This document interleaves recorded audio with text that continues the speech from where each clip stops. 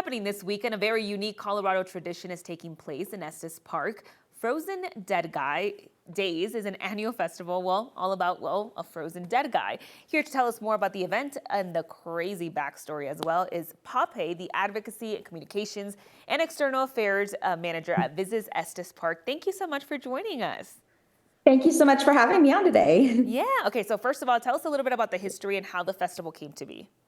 Yeah, so we have the famous Grandpa Bredo. So he actually passed away in the late 80s in Norway, and his grandson and granddaughter lived in the United States, and they had his body, they were studying cryonics. And so they had his body shipped to California, where he stayed for a while, and then they ended up moving to Colorado, to Nederland, Colorado, and they had his body transported there, where they kept him in a tough shed on dry ice for over 20 years.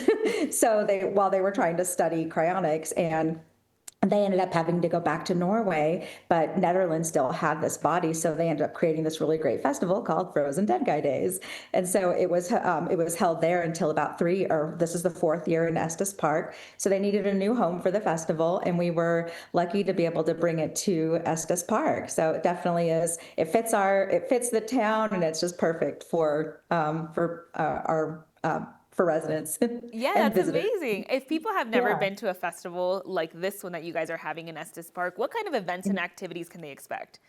Yeah, so the festival is on Saturday, but we have a lot of events that happen before and after. So it's a really great weekend of events. Today, we kick off with the Frozen Dead Bar Crawl. So you get to go to a lot of different restaurants and bars and get some really cool specials focused around Frozen Dead Guy Days.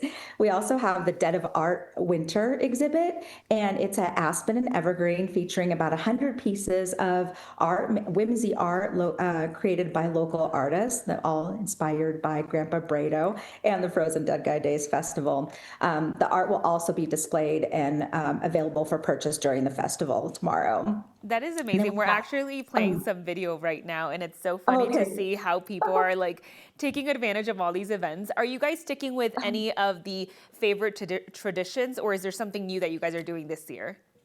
Yeah, we have several new things. So the Dead of Winter art exhibit is something new that we wanted to really incorporate our local artists into the festival. We also have a really great drone show. So as through a partnership with the Colorado Tourism Office and America's 250, Colorado's 150 anniversaries, we are going to do a really great historic drone show that will end the close out the festival tomorrow. That's awesome. All right. So any Yes. last details or anything that you would like to let people know? Age restrictions, family friendly, all that good stuff.